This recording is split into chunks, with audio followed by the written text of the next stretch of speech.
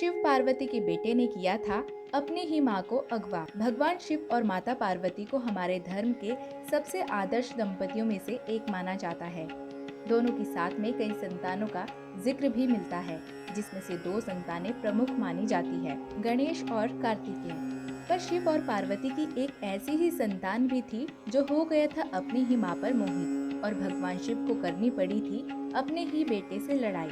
क्या था ये पूरा मामला, जानेंगे हम आज की वीडियो में, तो वीडियो को अंत तक देखना न भूलें। और अगर आप हमारे इस चैनल पर नए हैं तो चैनल को सब्सक्राइब करना न भूलें और हमारे बेल आइकन को भी जरूर दबाएं। एक दिन जब शिव जी अपने ध्यान में लीन थे, तभी पार्वती माता ने पीछे से आकर उनकी आंखों पर अपना हाथ रख दिया। इससे कुछ समय के लिए पूरी दुनिया में अंधेरा छा गया। इसी समय शिव जी और पार्वती माता के शरीर से पसीने की कुछ बूंदें निकली।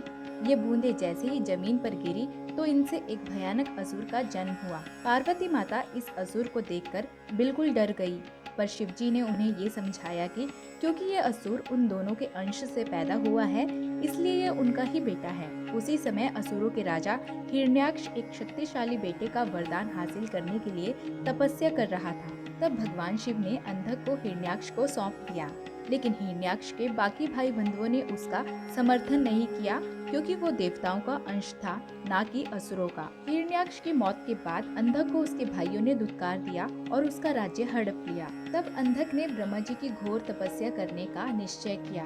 ब्रह्मा जी से अंधक ने अमरता का वरदान मांगा, पर ब्रह्मा जी ने इसे देने से मना कर दिया। तब अंधक ने ब्रह्मा जी से वर मांगा कि उसकी मौत तभी हो जब अपनी माँ समान स्त्री पर उसकी बुरी नजर पड़ जाए। ब्रह्मा जी से अंधक को असीम शक्ति का वरदान मिला। ये वर पाकर अंधक बेहद शक्तिशाली हो गया और उसने अपने भाइयों से अपना राज्य वापस ले लिया। इसके बाद उसने देवताओं को भी युद्ध में पराजित किया। नए नए इलाके जीतते हुए अंधक मंदार पर्वत पर पहुंचा और उसने अपने दूतों को रहने लायक इलाका ढूंढने को कहा। जब अंधक के सेनापति नया इलाका ढूंढ रहे थे, तभी उनकी नजर मंदार पर्वत की एक गुफा पर पड़ी, जहां शिव जी और पार्वती माता निवास कर रहे थे। पार्वती माता को देखकर सेनापतियों ने अंधक को सूचित किया। जब अंधक ने पार्वती माता को देखा तो उन पर मोहित हो गया, बिना ये जाने कि वो वास्तव में उनकी माँ है। अंधक ने पार्वती माता का अपहरण करके उन्हें अपने साथ ले जाने की कोशिश की। तब उनकी रक्षा के लिए सभी देवता वहां उपस्थित हो गए। कहते हैं कि अंधक और देवताओं के बीच लगभग 700 सालों तक लड़ाई चली, जिसके बाद अंधक ने सभी देवताओं को निगल लिया।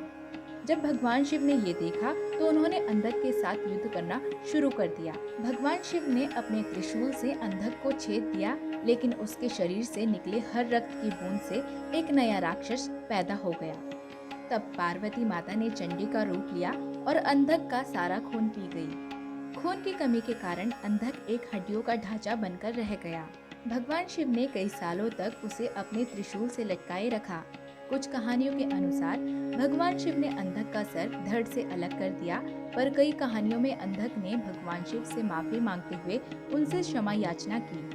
अंधक पर तरस खाकर भगवान शिव ने उसे बख्श दिया और उसे अपना एक गण बना लिया। साथ ही साथ शिव जी ने अंधक को उसके जन्म का रहस्य भी बताया और अंधक ने पार्वती माता और शिव जी को अपने माता पिता के रूप में स्वीकार किया। तो कैसी लगी आपको हमारी ये कहानी, हमें कमेंट सेक्शन में जरूर बताइएगा। हमारी ऐसी ही सच्ची और रोचक जानकारियों के लिए हमारे साथ हमारे चैनल पर बने रहिए। आप देख रहे हैं द भक्ति, क्योंकि भक्ति में ही है असली शक्ति।